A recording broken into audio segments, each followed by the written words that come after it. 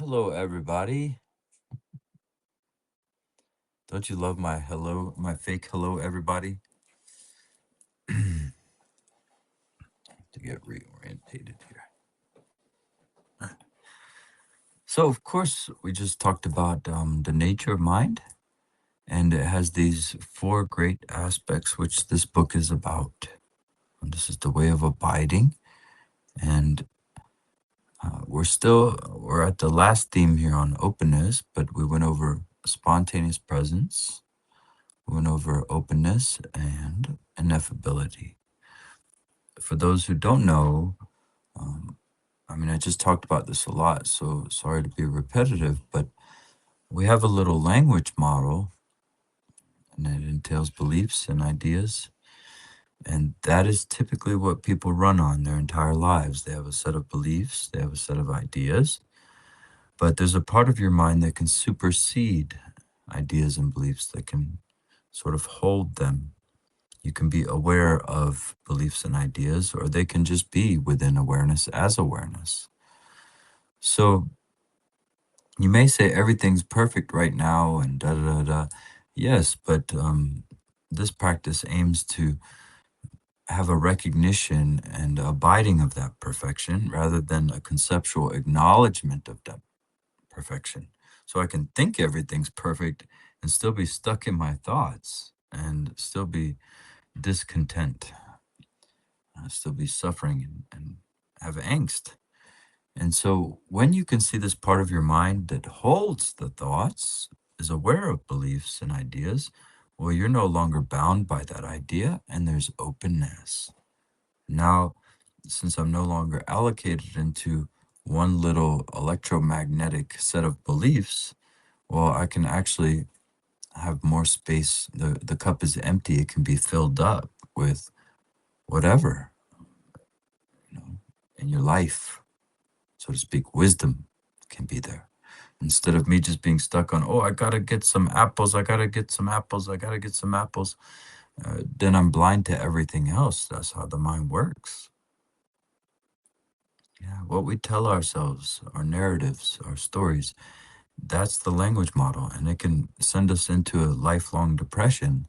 It can have us hating our neighbor, hating people that look different from us, and all kinds of stuff, these stories and ideas. So awareness practitioners, they abide in ineffability. They don't have a story there. When somebody they meet comes across them, it's ineffability. They don't infer meaning upon their appearance and create this axiomatic disposition where you're simply projecting onto people, basically. And I found myself doing this, for example, in relationships quite a lot when I was younger, just projecting what I want that person to be, even bad things, projecting bad things on them instead of letting them be revealed. Like, who is this person? Can I get to know this person? And it's so beautiful when we get to know friends and our partner instead of just living with a projection. And so that lends itself to the second samaya of openness. Naturally, when we get out of that thought, that electromagnetic thought confinement, then naturally there's spaciousness. And that spaciousness is always, everything is spontaneously present. This whole idea of time is held as well by awareness. So spontaneous presence awareness supersedes ideas, time, space. You can be aware of space. Space can be within awareness. So it's pretty high tech. And so it's also all inclusive. I always play around and say, pick an object in your vision right now and try to remove it from your awareness. So unless you have an iron rod, that will not work. So let's continue this theme of oneness. The sublime abode of awareness is shown to be the vast expanse of being. And here are the root verses of the Way of Abiding, translated by Richard Barron, also known as Chökyi Nyima, published in 1998. It says, the unique enlightened intent of victorious ones of the three realms dwells within the ultimate basic space, the vast expanse of self-knowing awareness. It cannot be thought of as multiple, for it is free of fragmenting elaborations. Truly, it is the place of the unwavering heart essence of enlightenment, where nothing but naturally occurring timeless awareness dwells.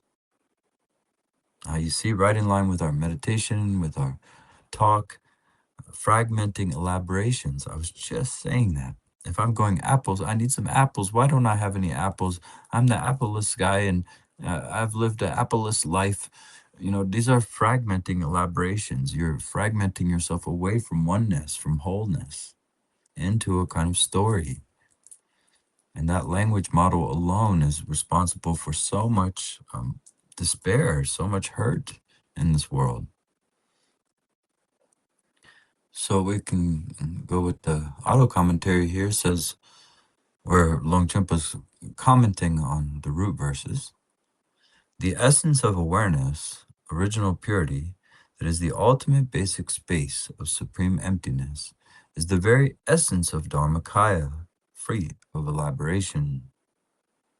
This is spoken of as the sacred place of naturally occurring timeless awareness, the heart essence of enlightenment. The all-creating monarch states, my nature is indivisible and free of elaboration. So is this abode. The basic space of phenomenon was created by me. Nothing but enlightenment dwells therein. My nature is unobscured and all-pervasive. So the so the space of lucidity is the immeasurable mansion of timeless awareness, where nothing but naturally occurring timeless awareness dwells. See, this goes back to the point that I was making earlier about when you begin to see the insubstantiality of everything, or when that recognition, when that realization comes to fruition through the trust and self-liberation, then I'm holding a mala here, but the solidity, even the feeling of weight, the smell of the mala, all of it is within awareness. And all of it, the smell, the weight, the appearance of this mala, all of it is empty. You can't find where we can pin this down to an existing point. So it being empty, there's nothing but space here, really, until I hook into something and solidify something and create a sort of sensation of separation. Yeah. So it can be one, it can be fine like this. It can all be holistic suchness in the pure presence, no problem. So let's go on here a little bit. It says, more root verses. This itself is shown to be the basic space from which samsara, nirvana, and the three kayas arise. I'd say there's a translation, a little bit of a distortion happening from the translation, because obviously the three kayas can't arise. I would go with samsara, nirvana arising, I guess, but I would say samsara arises, nirvana as a dissolution of samsara, even by the provisional definition. So arises isn't really a great word there. But this itself is shown to be the basic space in which samsara, nirvana, and the three kayas dwell. Something like that would be my preference. So the root verses say, the precious treasury of phenomenon is a gem that fulfills all wishes. This is truly the pure realm of victorious ones, the three spontaneously present kayas. See, everybody, I wasn't leading you wrong. Right there in the root verses, it says, this is the three kayas. And spontaneously present. Remember, presence is our best friend. They use the breath to bring us to presence. You can remind yourself as awareness practitioners that awakened mind is just this presence right now. Even if you label something anger or desire or something, it's just this, right? Then you can get away with those statements where you make these sort of absolute assertions, but those are completely inappropriate when you're just making a YouTube video and you're just saying it over and over and over again. And somebody's like, well, I feel sad. It's just this. You can't, that's not really how it works, right?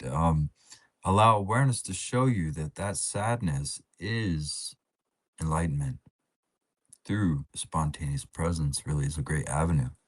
So the auto commentary goes on to say the scope of awareness is the pure realm of the victorious ones, which is synonymous with the Buddhas, or they call Buddhas the victorious ones or enlightened people.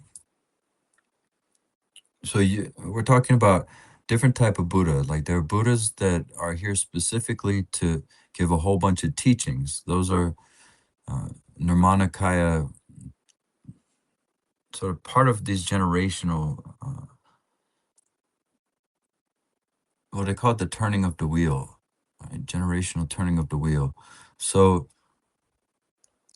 those are a little bit different than Buddhas. For example, Tulku Organ Rinpoche talks about that he has met many Buddhas, or that Dzogchen has, people have found in one lifetime they've become fully liberated. Many people, he has said. So if somebody in here becomes liberated, you are a Buddha, but you may not be the type of Buddha that has an entire religion made after them, or you may not even end up being a teacher, and you could still be a Buddha. Any questions so far? Okay, just taking it in, huh? So, even though, due to the non-recognition of awareness, the six states of ordinary beings manifest as samsara, this is the natural manifestation of the three kayas.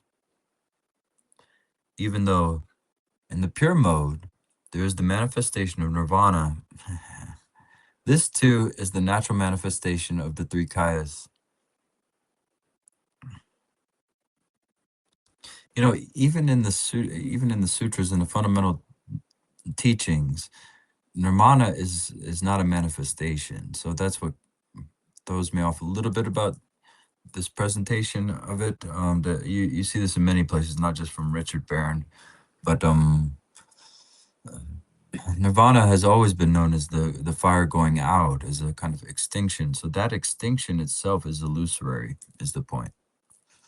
So nothing is beyond the non-dual mandala of the three kayas. Yeah, so that's why that first line, remember I was critiquing that, it didn't make sense. So here's the root tantra of all the 18 or 19 or 21, however you want to classify those, Dzogchen tantras, the reverberation of sound states, moreover, since all beings of the three realms are not beyond body, speech, and mind, there is no need to seek the three kayas elsewhere. Even though they are sought, there's no chance that they will be found. They never have been and never will be. How truly marvelous is it to see this by looking? It is to see this by looking. Lots of two-lettered words there in a row.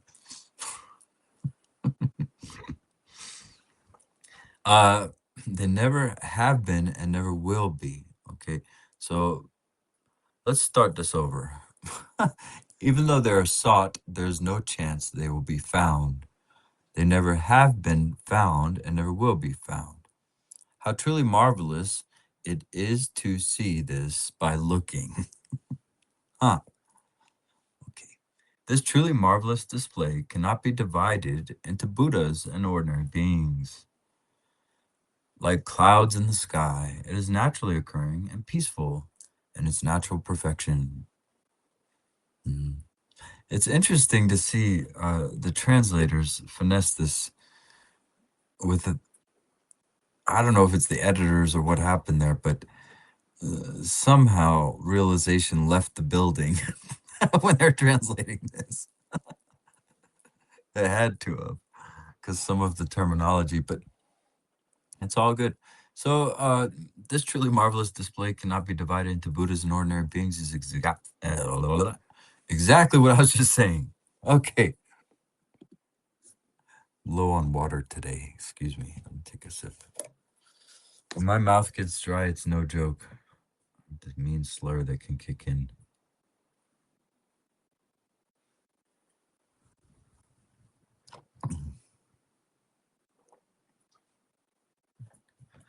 How marvelous.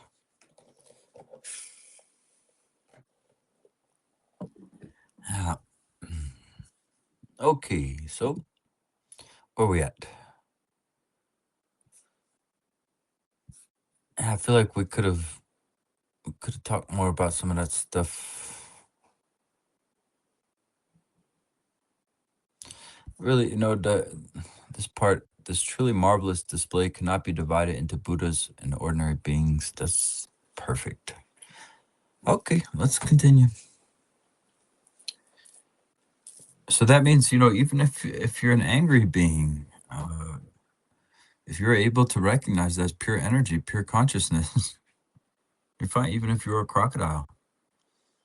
So the all-creating monarch states, since I myself am the very heart from which everything arises, the five great elements, three realms, and the six kinds of beings are none other than my enlightened form, speech, and mind. And so they are my nature, my array. I like that word array. It's kind of high tech too. So it says, and the fortress, the Vajra fortress by the great master Dorje states. So this must have been in his 6,400,000 verses. Within Dharmakaya, unchanging, non-existent as an object and extending infinitely, the arising of the animate and inanimate universe is Sambhogakaya, while apparent phenomenon manifesting like reflections are Nirmanakaya. See, sometimes these translations aren't my preference, and it throws me off a little bit. 1 second.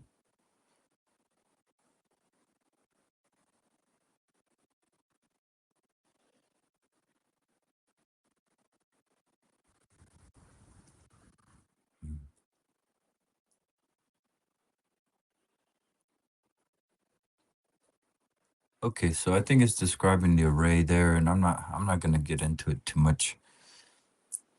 Maybe something to marinate on. So I'll continue.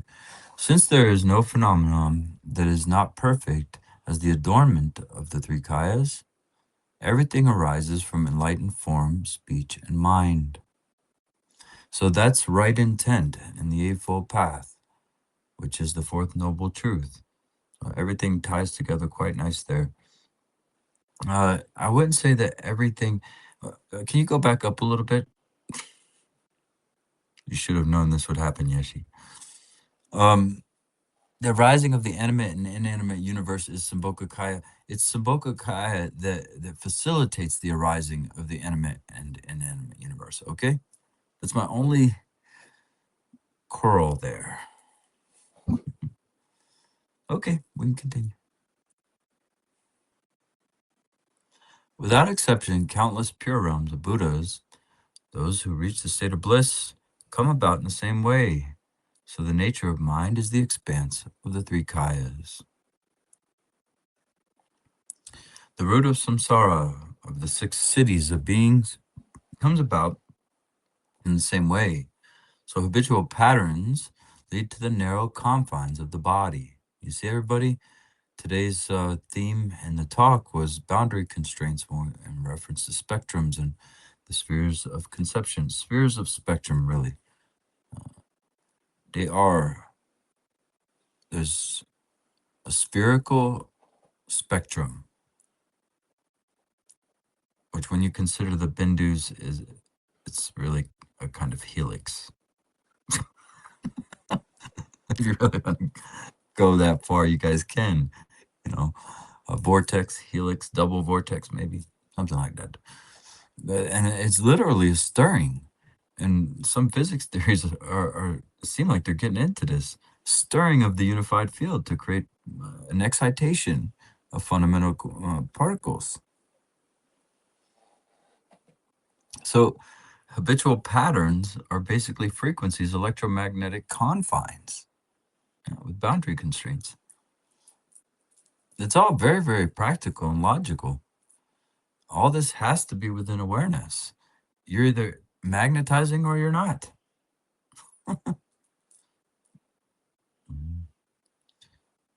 So even the suffering that occurs, I guess it's just really good news. It's only the habitual patterns, your old friends, things you can see.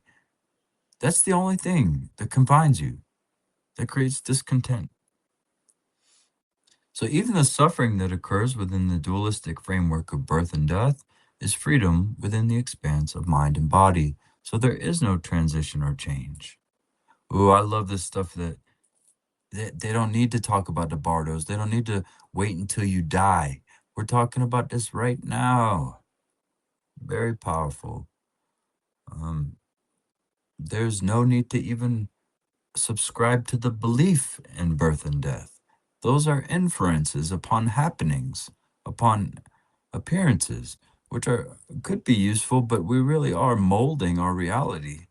So these subscriptions get entrenched in a kind of plasticity that we can't see. There's an invisible dimension here.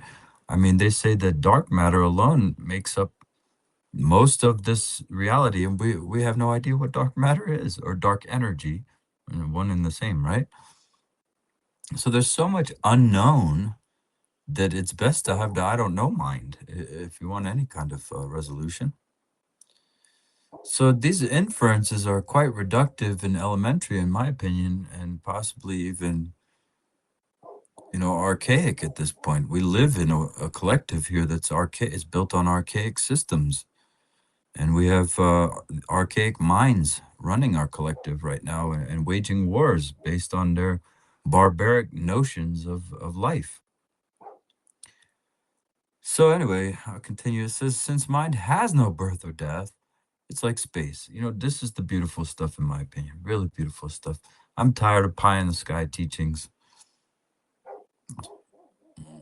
It says, since the body has no essence, it is like a bubble on water. Since mind and body are non-dual, they are Vajra-like. See, everybody? There's no problem speaking about your body as mind, as consciousness. It's obviously living. It can heal its own wounds. It can do all kinds of stuff. It's a mind. I remind you, the box jellyfish has no heart, no brain, still makes decisions, still goes about its day, still smokes cigars. No, probably not. Okay, so since everything, yeah, this is really beautiful. Since everything is already awakened within the Vajra heart essence, no negative conditions cause harm, for there is nothing to be destroyed. The enlightened embodiment of Vajradhara, which is Kuntazampo, the all good essentially, unchanging and indestructible like a majestic ruler, remains unseen by anyone. That means that the conditioned mind can't find it because the conditioned mind is a reflection within it. So, on a practical level, anybody who's with me here, it's our seeking mind, right? We all know what it's like to that mind that wants something else. It's not content with this situation. It's that very mind that you can relax into freedom. Okay, everybody. Well, that was our text exploration. Thank you again, Yeshi, and the dear gathering of people that are here supporting each other and making these things happen. Thanks for keeping the Dharma going, and those silly of us who have devoted their lives to this Dharma thing, thanks for making it worth it.